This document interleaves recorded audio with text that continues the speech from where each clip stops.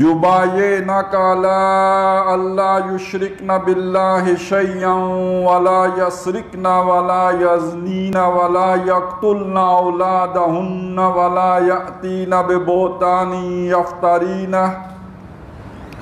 يفترينه بين أيديهن وأرجلهن ولا يعصينك في معروف فبايعهن واستغفر لهن الله ان اللہ غفور رحیم یا ایہا الذین آمنوا لا تتولوا قوما غضب اللہ علیہم قد یئسوا من الآخرۃ کما یئس الکفار من اصحاب القبور۔ صدق اللہ العظیم۔ رب اشرح لي صدری ویسر لي امری واحلل عقدۃ من لسانی یفقہوا قولی۔ اللہم الہمنا رشدنا واعذنا من شرور انفسنا۔ اللہم ارنا الحق حقا وارزقنا اتباعہ وارنا الباطل باطلا وارزقنا اجتنابہ۔ اللہم وفقنا لما تحب وترضى، آمین یا رب العالمین۔ ہم سورہ ممتحنہ کا مطالعہ کر رہے تھے اور اس کی 9 آیات ہم نے پڑھ لی تھیں۔ آخری 4 آیات ہیں جو اس وقت میں نے آپ کے سامنے تلاوت کی ہیں، اور اس میں ایک اہم مسئلہ جو ہے وہ زیر بحث آیا ہے۔ سورہ ممتحنہ کے شروع میں بھی ایک واقعہ ہے کہ جس کے حوالے سے رہنمائی دی گئی تھی کہ جب نبی اکرم صلی اللہ علیہ وسلم مکے پر چڑھائی کا ارادہ کر رہے تھے تو آپ نے ساری خبریں روک دی تھی، تو وہ کوئی ایک صورت بن گئی تھی خبر کے لیک ہونے کی جس پر وہ آیات اتری تھی۔ لیکن اس سے 2 سال پہلے ایک واقعہ ہو چکا تھا، صلح حدیبیہ، جس کے ٹوٹنے کے نتیجے میں اب مکے پر چڑھائی یا جنگ کا ارادہ کیا جا رہا تھا۔ صلح حدیبیہ میں کچھ جو شرائط طے ہوئی تھی، ان میں سے بعض شرائط ایسی تھی جو بظاہر مسلمانوں نے لگتا یہ تھا کہ دب کے صلح کی ہے اور اس میں گویا کفار کا پلڑا بھاری ہے۔ اب ان میں سے ایک شرط یہ تھی کہ اگر کوئی بھی شخص مکے میں مسلمان ہوتا ہے اور وہ یہاں سے مدینے چلا جاتا ہے تو مسلمان اس بات کے پابند ہوں گے کہ اسے واپس کریں اور اہل مکہ کے سپرد کریں اسے۔ لیکن اگر کوئی شخص مدینے سے مرتد ہو کے مکے آتا ہے تو اہل مکہ پابند نہیں ہوں گے کہ وہ اسے واپس کریں۔ تو یہ بڑا ایک عجیب و غریب ایک شرط تھی، لیکن یہ تسلیم کر لی گئی۔ اور اس میں ایک مسئلہ پھر بعد میں یہ پیدا ہوا، شروع میں تو کچھ لوگ جو بھی گئے انہیں واپس کیا گیا، لیکن بعد میں ایک نیا مسئلہ کھڑا ہو گیا، اور وہ مسئلہ یہ کھڑا ہوا جب چند عورتیں ایمان لا کر مدینے چلی گئیں۔ اب حالات بدل چکے تھے، اور ان بدلے ہوئے حالات میں جب وہ مطالبہ انہوں نے پرانی شرط کی بنیاد پر کیا کہ یہ عورتیں آپ واپس کریں، تو مسلمانوں نے اس پہ پس و پیش کی۔ تو اللہ تعالیٰ نے پھر مسلمانوں کو رہنمائی دی، اور پھر اسی میں وہ چیز تو یہاں نہیں ہے، لیکن یہ کہ جو بنیاد بنائی گئی وہ کیا تھی کہ جو معاہدہ لکھا گیا تھا۔ اب یہ دیکھیے جو قانونی چیزیں ہوتی ہیں ان کو کس طرح جو ہے وہ ضرورت ان کی پیش آتی ہے، اور جو ماہرین قانون ہوتے ہیں پھر وہ اس کی جو نکات نکال کر اپنے لیے رستہ نکالتے ہیں کہ جو معاہدہ لکھا گیا تھا اس میں جو صیغے استعمال ہوئے تھے وہ سارے جو ہے وہ مذکر صیغے استعمال ہوئے تھے۔ یعنی یہ عربی زبان میں آپ کو معلوم ہونا چاہیے کہ عورتوں کے لیے علیحدہ صیغہ ہوتا ہے، مردوں کے لیے علیحدہ ہوتا ہے، اور جو بھی آپ نے ویسے عام طور پہ جب ہمارا اصول یہ ہے کہ قرآن مجید میں جو حکم مردوں کو دیا گیا ہو اس کے ذیل میں عورتیں بھی داخل ہیں۔ قرآن کہتے ہیں اقیم الصلاۃ، صیغہ مذکر کا ہے، تو اگر ہم اس بات کو مانیں تو اس کا مطلب یہ ہوگا صرف مرد نماز پڑھیں، لیکن یہ کہ اصول یہ نہیں ہے، ہم اس میں عورتیں بھی داخل ہیں۔ جب اللہ نے کہہ دیا نماز قائم کرو، یا ایھا الذین آمنوا، ایمان والو اقیموا الصلاۃ، نماز قائم کرو، اس میں مردوں کو بھی عورتوں کو بھی سب کو حکم آ گیا۔ تو اسی طرح یہاں پہ جب وہ قانونی بات آئی تو پھر نقطہ یہ اٹھایا گیا کہ جو معاہدہ لکھا گیا تھا اس میں جو بھی ذکر تھا وہ مردوں کا ذکر تو تھا، عورتوں کا تو ذکر ہی نہیں ہے، لہٰذا ہم عورتیں واپس کرنے کے پابند نہیں ہیں۔ لیکن یہ کہ اصولاً اللہ تعالیٰ نے پہلے مسلمانوں کو بتا دیا تھا کہ آپ نے عورتیں واپس نہیں کرنی۔ اس میں مسئلہ کیا ہے، اور اسی کا تعلق جڑتا ہے اس چیز کے ساتھ کہ جو آپ کو پتہ ہے نا کہ ہمارے ہاں جو چھوٹ ہے کہ آپ اہل کتاب کی عورت سے نکاح کر سکتے ہیں، لیکن کوئی مسلمان عورت کسی اہل کتاب مرد سے شادی نہیں کر سکتی، لیکن اہل کتاب عورت سے مسلمان مرد شادی کر سکتا ہے۔ اس کی وجہ کیا ہے کہ بہرحال جو رول ہوتا ہے، آج کی دنیا بدل گئی ہے اور غیر فطری طور پر یہ کہا جاتا ہے کہ جی شانہ بشانہ ہیں اور مرد اور عورت بالکل برابر ہیں، لیکن یہ کہ میاں بیوی کی حیثیت سے برابر تو پھر نہیں رہتے۔ گھر ایک ادارہ ہے، اس ادارے کے اندر بہرحال کوئی سربراہ ہوتا ہے، کوئی سب آرڈینیٹ ہوتا ہے، سب برابر نہیں ہوتے، نہیں تو ادارہ کوئی بھی نہیں چلتا جس میں سب برابر ہوں۔ اور فطری طور پر مرد کو اللہ تعالیٰ نے گھر کے ادارے کا سربراہ جو بنایا ہے، فطرت کا تقاضا یہ ہے، وہ قوی ہے، وہ طاقتور ہے، وہ مال کماتا ہے، وہ بہتر جو ہے بالعموم مینیج اچھا کر لیتا ہے۔ لہذا الرجال قوامون علی النساء کا جو اصل معنی وہ یہی ہے کہ گھروں میں میاں بیوی کی حیثیت میں جو خاوند ہے، جو میاں ہیں، وہ عورتوں پر ذمہ دار ہے، قوام ہے، یعنی ان کی ضرورتیں بھی پوری کرے گا،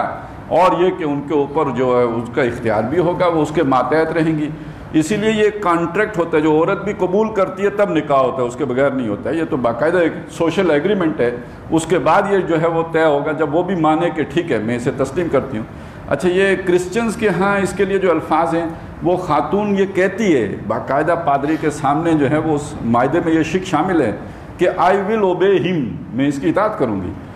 اور یہ بڑا اہم واقعہ ہوا تھا، اس زمانے میں بڑی مشہور ہوئی تھی بات، جب چارلس کی شادی ہوئی تھی تو وہ لیڈی ڈیانا جیسی خاتون کو بھی یہ کہنا پڑا تب نکاح ہوا، اس کے بغیر نکاح نہیں ہو سکتا ہے۔ تو اصل میں اس کانٹریکٹ کا مطلب یہ ہے کہ عورت نے اطاعت کرنی ہے خاوند کی۔ اب ایک مسلمان خاتون اگر کسی مشرک کے گھر میں ہوگی یا کسی کافر کے گھر میں ہوگی تو وہ اپنے دین و ایمان کی حفاظت نہیں کر سکتی، اس لیے کہ وہ خود مختار نہیں ہے، اس لیے کہ وہ آزاد نہیں ہے، وہ کسی ایسے آدمی کی ماتحتی میں ہے کہ جو اللہ کا باغی ہے، تو یہ تو اس کے ایمان کے لیے خطرہ ہو جائے گا۔ لہٰذا وہ منع کر دیا گیا کہ اب تم ایسی عورتوں کے جو کافر لوگ ہیں ان کے ساتھ تمہاری عورتوں کا نکاح نہیں ہوگا۔ تو اب جب وہ عورتیں مسلمان ہو کے آ جائیں تو انہیں واپس کیسے کیا جائے گا؟ یہ تو صرف کوئی ایک معاہدے کا مسئلہ نہیں ہے، یہ تو دین و ایمان کا مسئلہ بن گیا ہے۔ لہٰذا اللہ تعالیٰ نے پھر اس کے لیے مسلمانوں کے لیے ایک راستہ نکالا جو ان آیات میں بیان کیا گیا۔ فرمایا یا ایھا الذین آمنوا، اے وہ لوگوں جو ایمان لائے ہو، اذا جاءکم المؤمنات، جب تمہارے پاس ایمان لانے والی عورتیں آئیں، یعنی مکے سے ہجرت کر کے مدینے آ جائیں، مہاجرات، جنہوں نے ہجرت کی ہوئی ہو، فامتحنوہن، پہلی بات یہ کہی کہ ان کا امتحان لو۔ امتحان لینے کا مطلب یہ ہے کہ یہ واقعی ایمانی کے لیے آئی ہیں، کوئی جاسوسی کی نیت سے نہ آئی ہو۔ ظاہر ہے آپ حالت جنگ میں ہو مکے والوں کے ساتھ، تو وہ تو کسی بدنیتی سے بھی کسی کو بھیجا جا سکتا ہے، لہذا اس کا یہ مطلب نہیں کہ ایک ایسا سادہ حکم دے دو کہ جس کا بعد میں نقصان بھی اٹھانا پڑے۔ تو پہلی بات یہ کہ ان کا امتحان لو کہ وہ واقعتاً ایمان لا کے آئی ہیں۔ بہرحال وہ جو روایات میں ملتا ہے کہ نبی اکرم صلی اللہ علیہ وسلم نے اس ذمہ داری پر معمور کیا حضرت عمر رضی اللہ تعالیٰ عنہ کا، امتحان لینا، یعنی وہ ذرا جسے کہتے ہیں نا وہ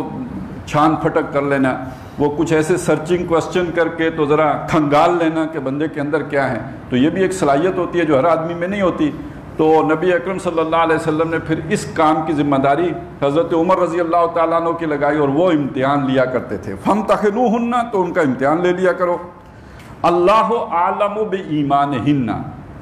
اللہ تعالیٰ ان کے ایمان سے خوب واقف ہے، کیونکہ دلوں کے بھیدوں سے تو اللہ واقف ہے۔ اب یہاں امتحان کا مطلب یہ نہیں کہ تم نے جا کے دل ٹٹولنا ہے، وہ تو تم ٹٹول ہی نہیں سکتے، تمہیں معلوم ہی نہیں ہو سکتا، لیکن یہ کہ ظاہر سے جو کچھ معلوم ہو سکتا ہے، جس حد تک انسان جو ہے تحقیق کر سکتا ہے اتنی تحقیق کر لیا کرو۔ فَإِنْ عَلِمْتُمُوهُنَّ مُؤْمِنَاتٍ، اور اگر تمہیں اندازہ ہو جائے، یہاں علم کا معنی میں اندازہ کر رہا ہوں کیونکہ یقین تو نہیں ہو سکتا، ایک حد تک ہی معلوم ہو سکتا، تو اگر تمہیں اندازہ ہو جائے کہ یہ ایمان والیاں ہی ہیں، یہ خاص ایمان ہی کی خاطر ہجرت کر کے آئی ہیں، تو فَلَا تَرْجِعُوهُنَّ إِلَى الْكُفَّارِ، تو ان عورتوں کو کافروں کی طرف واپس نہیں پھیرنا، یعنی وہ معاہدہ انٹیکٹ ہے، لیکن کوئی وہاں سے اگر مسلمان مرد ہو کے آتا ہے تو وہ تو آپ نے واپس کرنا ہے کیونکہ معاہدہ ہے، لیکن یہ کہ اگر کوئی عورت اگر وہاں سے ایمان لانے کے بعد ہجرت کر کے مدینے آتی ہے تو تم نے اسے واپس کفار کی طرف لوٹانا نہیں ہے، ان کے مطالبے پر انہیں تم نے واپس نہیں دینا ہے۔ لا ہن حل لہم ولا ہم یحلون لہن، نہ وہ عورتیں ان مردوں کے لیے حلال ہیں، اور نہ وہ مرد ان عورتوں کے لیے حلال ہیں۔ یہ دو طرفہ حرمت ہے، وہ مشرک ہیں چونکہ، لہٰذا یہ دو طرفہ حرمت ہے، یہ ایک دوسرے کے لیے حلال نہیں ہے۔ لیکن اب اس میں ایک اور مسئلہ، اور یہاں سے آپ کو اندازہ ہوگا کہ اسلام کا عدل، ظاہر ہے اللہ تعالیٰ جب فیصلہ کرے تو وہ تو کافروں اور مسلمانوں کے درمیان بھی عدل اور انصاف کے ساتھ فیصلہ کرے گا، کوئی ضد اور غصے اور انتقام کے تحت فیصلہ نہیں کرے گا۔ اب ایک مسئلہ یہ ہے کہ جو خاتون وہاں سے ہجرت کر کے آئی، کسی کے نکاح میں تھی، طلاق لیے بغیر آئی ہے، خلا لیے بغیر آئی ہے، ایمان لے کے آ گئی ہے، واپس اسے ادھر نہیں کرنا۔ اس آدمی نے جب اسے نکاح میں لایا، آخر اس کا مہر دیا ہے، کچھ خرچہ کیا ہے، تو یہ تو اس کا ایک نقصان ہو گیا۔ اس کا قرآن کہتا ہے ازالہ کرو، اس کے نقصان کا ازالہ کرو۔ وَآتُوهُمْ مَا أَنفَقُوا، جو انہوں نے خرچ کیا ہے وہ انہیں دے دو۔ عورت واپس نہیں کرنی ہے، لیکن جو ان کا خرچہ ہے، جو مہر ہے، وہ ان کو دے دو۔ وَلَا جُنَاحَ عَلَيْكُمْ أَن تَنكِحُوهُنَّ إِذَا آتَيْتُمُوهُنَّ أُجُورَهُنَّ، اور تم پر کوئی گناہ نہیں ہے کہ یہ کام کر چکنے کے بعد تم انہیں اپنی قید نکاح میں لے آؤ جب کہ تم ان کا مہر ادا کر دو، یعنی دوہرا خرچہ کرنا پڑے گا۔ ایک خرچہ یہ کرنا پڑے گا کہ جو ادھر مہر مقرر ہوا تھا وہ اس مرد کو دینا ہے، مشرک کو، وہ اس کو لوٹانا ہے، پہنچانا ہے اس کو، اور جب اب اپنے نکاح میں لے کے آ رہے ہو تو پھر اس کو ایک علیحدہ سے بھی مہر دینا پڑے گا،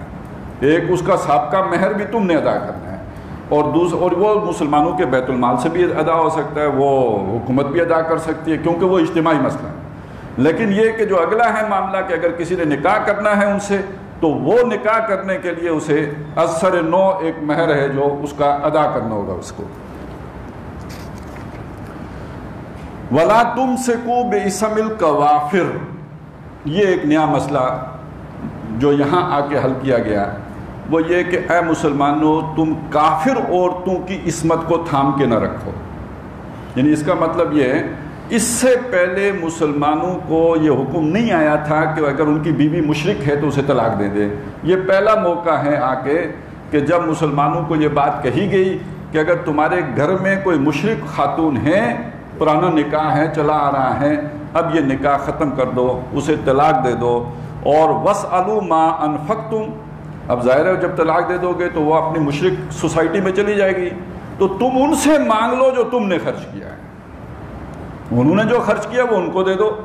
لیکن تمہاری جو عورت ادھر جائے گی تو ان سے وہ مانگ لو کہ جو تم نے خرچ کیا تھا۔ وَلْيَسْأَلُوا مَا أَنفَقُوا، اور وہ تم سے مانگ لیا کریں جو انہوں نے خرچ کیا ہے، یہ دونوں ایک دوسرے کے ساتھ لین دین کر لو۔ ذَالِكُمْ حُکْمُ اللَّهِ، یہ اللہ کا حکم ہے، یہ تم لوگوں کے لیے اللہ کا حکم ہے، عدل کے ساتھ، انصاف کے ساتھ، دونوں کو بالکل برابر رکھتے ہوئے۔ اب یہ دیکھیں جب باپ بیٹوں کے درمیان بھی کرے گا نا تو اس کی اپنی محبت کسی ایک طرف جھک جائے گی، لیکن جب اللہ انسانوں کے درمیان فیصلہ کرے گا تو بالکل عدل کے ساتھ کرے گا اور انصاف کے ساتھ کرے گا، اس کے لیے سارے اس حیثیت میں جا کے برابر ہو جائیں گے۔ اور یہاں فیصلہ کرتے ہوئے حالانکہ ایک طرف وہ ہیں جو مومن ہیں اور دوسری طرف وہ ہیں جو کافر ہیں، لیکن وہ یہ کہتا ہے کہ یہ اللہ کا حکم ہے جو تم دونوں کے لیے بالکل برابری کی بنیاد پر ہیں۔ تمہاری عورتیں اگر کافر ہیں، ادھر تم نے طلاق دی، ادھر چلی گئیں، تم اپنا حق مانگ لو، اسی طرح ان کی اگر مسلمان ہو کے تمہاری طرف آ جائیں تو تم جو ان کا خرچہ ہے وہ تم ان کو لوٹا دو۔ ذالکم حکم اللہ یحکم بینکم، جو تمہارے درمیان وہ حکم جاری کرتا ہے، جس کے بنیاد پر تمہارے درمیان وہ فیصلہ کرتا ہے۔ واللہ علیم، اور اللہ تعالیٰ علم والا ہے، اور حکیم، وہ دانا ہے، وہ حکمت والا ہے۔ اللہ کا علم، اللہ کی حکمت، اس کا کیا لیول ہے، کیا سطح ہے، کیا بلندی ہے، کوئی انسان جو ہے اس اللہ کے علم کے مقابلے میں تو اس کی حیثیت وہ بھی نہیں کہ جو سمندر کے مقابلے میں قطرے کی ہو یا اس جو حقیر ذرے کی ہو۔ تو اللہ علیم ہے، اللہ حکیم ہے۔ اب ایک اور مسئلہ آ گیا کہ مسلمان تو اللہ کے حکم کے تابع ہیں، اللہ نے کہا دو، یہ تو دیں گے۔ وہ جو مشرک ہیں وہ تو اللہ کے حکم کے تابع نہیں ہے، وہ کہتے ہیں ہم نہیں دیتے تو کیا کریں گے، وہ ہمیں ہمارا حق دینے کے لیے تیار نہ ہوں تو کیا کریں۔ اب اس مسئلے کا حل پیش کیا، وَإِن فَاتَكُمْ شَيْءٌ مِّنْ أَزْوَاجِكُمْ إِلَى الْكُفَّارِ، اگر تمہاری بیویوں میں سے کوئی تمہارے ہاتھ سے نکل کر کافروں کی طرف چلی جائیں، یعنی وہ ان کی طرف چلی گئی، جو کافر تھی تم نے طلاق دی وہ وہاں چلی گئی، اور اب یہاں انڈرسٹوڈ ہے کہ انہوں نے وہ حق نہیں دیا جو تمہارا میئر تھا، وہ اس سوسائٹی نے تمہیں ادا نہیں کیا، تو اب کیا کرو گے؟ فَعَاقَبْتُمْ، تو جب تمہارے ہاتھ آئے کوئی ادھر سے، فَآتُوا الَّذِينَ ذَهَبَتْ أَزْوَاجُهُمْ، تو جن کی بیویاں ادھر چلی گئی تھیں ان کو دے دو مِثْلَ مَا أَنفَقُوا، جتنا کہ انہوں نے خرچ کیا ہوا تھا۔ اب کسی زید کی بیوی اگر وہ کافر تھی، اس نے طلاق دی، وہ ادھر چلی گئی، وہاں جس نے شادی کی اس نے جو ہے ادھر اس کا حق نہیں دیا ہے، جو صاحب کا جو مہر تھا ادا نہیں کیا ہے۔ اب وہاں سے کوئی اور خاتون آئی ہے، وہ کسی بکر کے نکاح میں آئی، تو اب بکر کا کام یہ ہے کہ سب سے پہلے یہ زید کو اس کا حق دے، اور جو اگر فرض کریں اس کے بعد بھی کچھ بچ رہے اس کا کیا کرے، اس کا حکم بھی موجود ہے۔ وَاتَّقُوا اللَّهَ، اور اللہ کا تقوی اختیار کرو، الَّذِي أَنْتُمْ بِهِ مُؤْمِنُونَ، کہ جس پر تم ایمان رکھتے ہو۔ یعنی اس میں ایسا نہیں ہے کہ ان کا حق مار لو، جو باقی بچ گیا ہے وہ پھر بے شک ان کو لوٹا دو، لیکن پہلا حق اپنے اس مسلمان بھائی کا بن گیا ہے، کیونکہ انہوں نے اس کا حق مان لیا ہے، یہ ادا کرو، باقی بچا اسے لوٹا دو، اور اللہ سے ڈرتے رہو۔ یہ کام کرتے ہوئے کوئی وہ جو قانونی مشگافیاں ہوتی ہیں، یا یہ کہ جو بندہ جو ہے موم کی ناک قانون کو بنا لیتا ہے، ایسا نہ کرو۔ اللہ کے حکم کو سمجھتے ہوئے اس کے حکم پر عمل پیرا رہو۔ وَاتَّقُوا اللَّهَ الَّذِي أَنْتُمْ بِهِ مُؤْمِنُونَ، اس اللہ کا تقوی اختیار کرو جس کے اوپر تم ایمان رکھتے ہو۔ اب یہ جو یہاں باتیں کی گئی ہیں، اس کا ایک ذیلی مسئلہ اور بھی ہے جو آج کل ہمارے حالات سے متعلق ہے، وہ سورہ انفال میں آیا ہے، اور اس مسئلے کا تعلق یہ ہے کہ کسی کافر سوسائٹی کے اندر جب مسلمان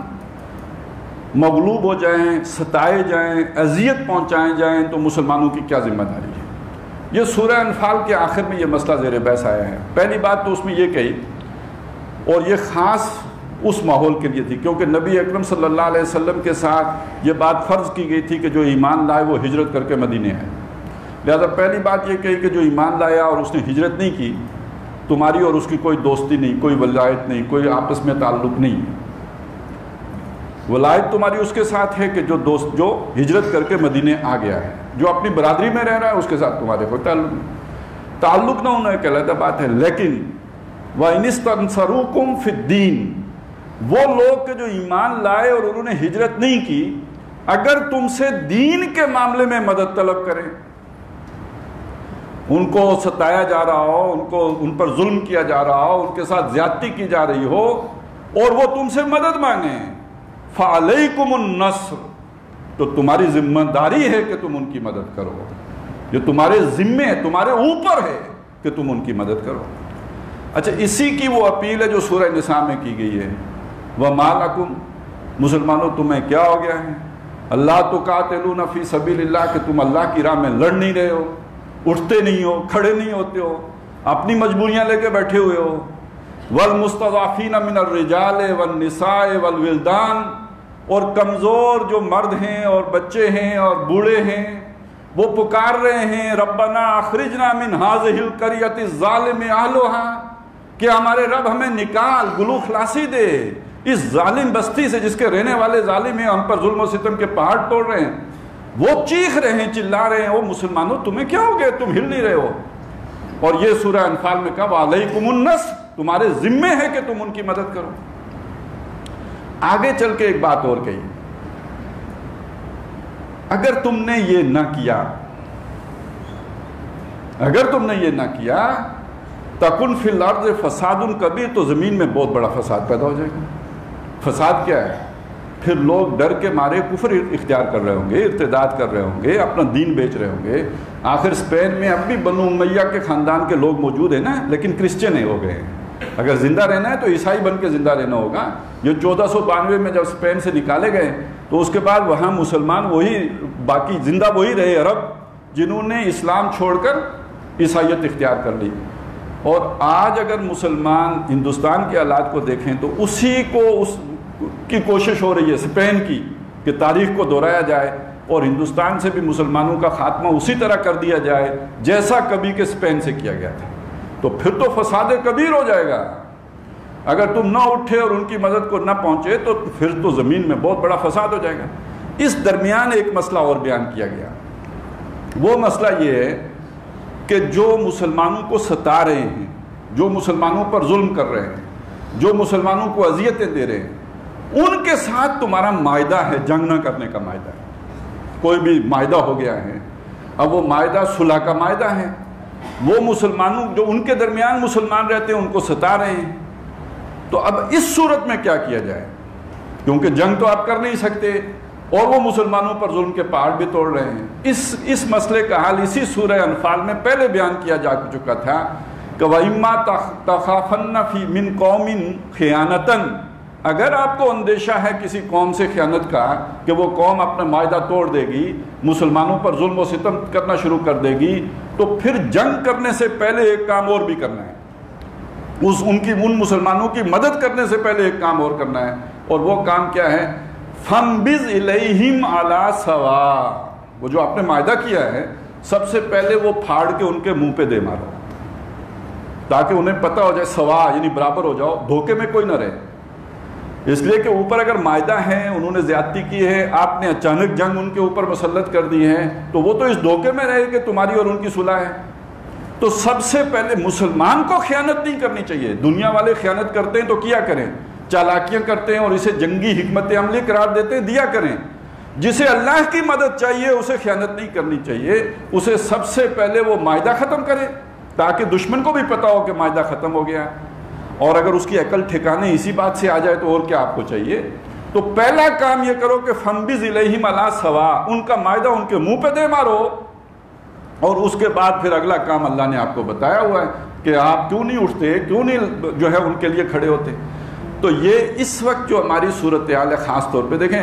فلسطین میں بھی یہی ہو رہا ہے، اور ہم نے سنا آگے پیچھے دنیا میں ہر طرف مسلمان جو ہے وہ جو ظلم و ستم کی چکی میں پس رہا ہے، لیکن سب سے پہلا حق تو پڑوسی کا ہوتا ہے نا، باقی دنیا بعد میں ہے، پڑوس سب سے پہلے ہے۔ اور اس میں ایک دوسری بات بھی پیش کر دوں کہ ہمارا تو در حقیقت مسلمانان ہند، صرف کشمیر کی بات نہیں کر رہا، تمام مسلمانان ہند کی بات کر رہا ہوں جو ہندوستان میں بھی رہ گئے ہیں، ہمارا اجتماعی ان کے ساتھ ایک کمٹمنٹ ہے۔ جب تحریک پاکستان چل رہی تھی تو قائد اعظم پر اعتراض کرنے والے لوگوں نے، جو تحریک پاکستان کے مخالفین تھے، انہوں نے کہا مسلمان تقسیم ہو جائیں گے، کمزور ہو جائیں گے، جو پیچھے رہ جائیں گے ان کو ہندو ستائیں گے، ان پر ظلم کریں گے، تو یہ آپ مسلمانوں کو منقسم کر کے ان کی طاقت کمزور کر رہے ہو، ان کی مدد کیسے ہوگی کل؟ تو قائد اعظم کا جواب تھا، آن دا ریکارڈ ہے، اب لوگ باتیں ہی نہیں کرتے، یہ پتہ نہیں گم ہو گئی ہیں یا انہیں پتہ نہیں ہے یا جان بوجھ کے چھپائی جاتی ہیں۔ قائد اعظم کی یہ بات آن دا ریکارڈ ہے کہ ہندوستان کے مسلمان کا محافظ پاکستان ہوگا۔ تو یہ تو ہم وہ امانت اٹھائے ہوئے ہیں اپنے کاندھوں پر، ہماری ذمہ، ایک تو قرآن کہہ رہا ہے وَعَلَيْكُمُ النَّصْرُ، تمہاری ذمہ داری ہے کہ تم ان کی مدد کرو، اور دوسرا ہمارا جو ہماری قوم کے جو باپ ہیں، جو father of nation Quaid Azam, ان کی کمٹمنٹ ہے ہندوستان کے مسلمانوں کے ساتھ کہ اگر تمہیں گزن پہنچی تو ہم تمہارے مددگار ہوں گے، اور زندہ قومیں اسی طرح کرتی ہیں۔ آپ ذرا کسی کرسچن کے ساتھ کچھ کر کے تو دیکھیے نا، آسیہ بی بی توہین کر کے محمد الرسول اللہ کی جن کی طاقت ہے وہ اسے زندہ سلامت لے گئے نا۔ تو اگر کسی میں جان ہو، کسی میں غیرت ہو، وہ اپنے ایک ایک فرد کے لیے جو ہے کھڑا ہوتا ہے، اس کے لیے جو ہے وہ لڑنے مرنے کے لیے تیار ہو جاتا ہے، تو مسلمانوں کی یہ ذمہ داری ہے کہ وہ مسلمانوں کے لیے اس طرح کھڑے ہوں جس طرح آج عیسائی دنیا جو ہے آسیہ بی بی کے لیے کھڑی ہوئی تھی، اور ہمارے سامنے اللہ نے ہمیں دکھایا ہے، اور ہمارے کانوں پہ جون بھی نہیں تھی، مسلمانوں کی عزتیں پامال ہو رہی ہوں، مسلمانوں کے بچے انیوں پہ چھلنی کیے جا رہے ہوں، ماؤں کے سامنے ذبح کیے جا رہے ہوں، ان کے اوپر جو ہے جھوٹے مقدمے قائم ہو رہے ہوں، سڑکوں میں گھسیٹے جا رہے ہوں، ان کے پیٹ جو ہے چاک کیے جا رہے ہوں، لیکن یہ کہ ہم ویڈیوز بھی دیکھتے ہیں، ہم یہ سارا کچھ سنتے ہیں، اور اس کے بعد کہتے ہیں یار یہ بس اسی کے قابل تھے۔ ایسے بھی ہم نے دیکھیں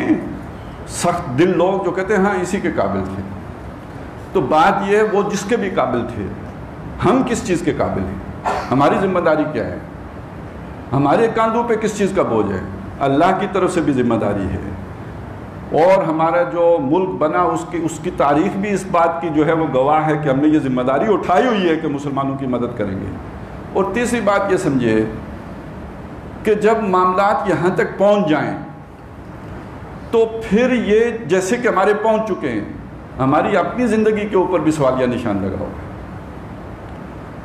وقت نہیں ہے، آپ جس اینگل سے بھی آئیں نا، معاشی اعتبار سے دیکھیں تو ہم آخری سانسیں لے رہے ہیں، سیاسی استحکام کے اعتبار سے دیکھیں تو آخری سانسیں لے رہے ہیں۔ ایک وقت ہوتا ہے، اس وقت پہ ڈیلیوری ہو جائے تو ٹھیک ہے، نہیں تو پھر فساد ہی شروع ہوتا ہے، اس کے بعد جو ہے نا پھر بہتری نہیں رہتی، فساد ہی ہوتا ہے۔ اور جو عزائم ہیں، ابھی جو ٹرمپ صاحب نے جو نعرہ مستانہ مودی کا ہاتھ پکڑ کے لگایا ہے، وہ کیا ہے؟ ریڈیکل اسلام۔ یہ ریڈیکل اسلام کس شے کا نام ہے؟ آپ جا کے تحقیق کر لیجئے، اچھی طرح کر لیجئے، جسے آپ نظریہ پاکستان کہتے ہیں، یہی ریڈیکل اسلام ہے۔ پولیٹیکل اسلام سے جنگ ہے نا، نظریہ پاکستان کیا ہے؟ نام نہیں لیں گے، لیکن آپ اگر تجزیہ کر کے دیکھیں تو وہ ہدف آپ ہیں۔ سعودی عرب تو اور بنیاد پہ، وہ مذہبی بنیاد پہ بھی ملک کی حیثیت سے رہ سکتا ہے، ان کی اپنی ایک وہ بھی ہے، وہ عرب ہیں، ترکی رہ سکتا ہے، ایران رہ سکتا ہے، ہم تو مذہب کے بغیر رہ ہی نہیں سکتے۔ مذہب کو ختم کریں تو پیچھے جو ہے پنجابی ہے، سندھی ہے، بلوچی ہے، پٹھان ہے، پتہ نہیں کتنی قومیں ہیں۔ تو اچھی طرح سمجھ لیجئے جسے ہم نظریہ پاکستان کہتے ہیں، اسلام کے اصول حریت و اخوت و مساوات، یہی پولیٹیکل اسلام ہے، اور یہی ان کی نظر میں ریڈیکل اسلام ہے۔ تو اس کا خاتمہ کریں گے، اس کو اگر آپ ڈی کوڈ کریں، یہ سفارتی زبان ہے، اس کو اگر آپ ڈی کوڈ کریں تو پاکستان کو نہیں چھوڑیں گے۔ سادہ الفاظ میں جو بات کہی گئی ہے وہ یہ ہے۔ تو دشمن کے عزائم تو ہمارے سامنے ہیں، لیکن یہ کہ ہم جو ہیں وہ سافٹ امیج کی بات کرتے ہیں، ٹالرنس کی بات کرتے ہیں، لیکن دشمن تو ایگریسو ہے، وہ آپ کے سامنے اس کے ساری چیزیں آ چکی ہیں۔ تو اس کو سامنے رکھتے ہوئے ذرا دیکھیں اللہ تعالیٰ نے مسلمانوں کے بارے میں کتنی باریکی سے جا کے ہدایات دی ہیں کہ اگر کوئی مسلمان عورت اٹھ کے آ جائے تو تم نے اس کو کیسے یہ اللہ کی کتاب ہے نا، اس کے بھی پروٹوکولز معین کر دیے ہیں، وہ واپس کر سکتے ہو یا نہیں کر سکتے، اور اگر کرنی ہے تو شرائط کیا ہیں، اور جو تمہاری چلی گئیں تو طریقہ کیا ہوگا، اور جو ان کی آئیں تو اس کو کیسے سیٹل کرو گے۔ یہ ساری باتیں اگر اللہ نے ڈیٹیلز میں بتائی ہیں، تو جہاں پہ مسلمانوں کے ایتھنک کلینزنگ کے پروگرام بن رہے ہوں، اس کے بارے میں اللہ چپ ہے، اسے کوئی پرواہ نہیں کہ باقی مسلمان کیا کر رہے ہیں۔ پھر ایک آخری بات یہ رہ جاتی ہے، اللہ ہم بے بس ہیں۔ ہم کیسے کہہ سکتے ہیں کہ ہم بے بس ہیں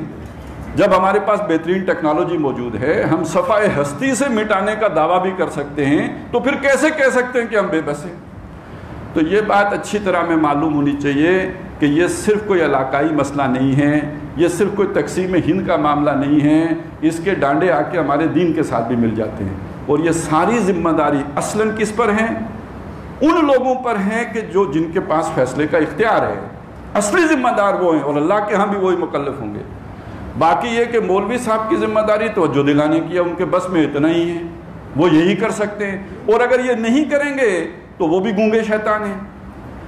وہ بھی گونگے شیطان ہیں، اور پھر وہ پوری طرح معاون اور تعاون کر رہے ہیں۔ اور آپ کی ذمہ داری، ہر آدمی کی ذمہ داری توجہ دلانے کی ہے، جسے آج کہتے ہیں نا عوام کی حاکمیت کا زمانہ ہے، تو اس کا مطلب ہے ہمارے پاس بھی کوئی اختیار ہے۔ رائے عامہ ہموار ہو جائے، پبلک پریشر بلڈ ہو، تو حکمران بھی فیصلے اس پریشر کے مطابق کرنے پہ اپنے آپ کو مجبور پاتے ہیں۔ تو ہر آدمی کی اپنی اپنی جگہ بقدر ہمت اور بقدر اس کی جو بھی حیثیت ہے، ہر آدمی کی اپنی اپنی جگہ ذمہ داری ہے، اور اگر ادا نہیں کریں گے تو دنیا ہے، اللہ کے ہاں بھی جواب دہ ہوں گے، مکلف ہوں گے، پوچھا جائے گا۔ اور اگر پڑوسیوں کے بارے میں 360 سوالات ہیں تو ان میں سے کچھ تو کشمیریوں کے بارے میں بھی ہم سے کیے جائیں گے، اور مسلمانان ہند کے بارے میں بھی ہم سے کیے جائیں گے۔ تو اللہ تعالیٰ ہمیں اپنی اس ذمہ داری کو سمجھنے کی اور اس کا احساس کرنے کی اور اس کے لیے کچھ کر گزرنے کی توفیق عطا فرمائے۔ اقول قولی ھذا واستغفر اللہ لی ولکم ولسائر المسلمین والمسلمات۔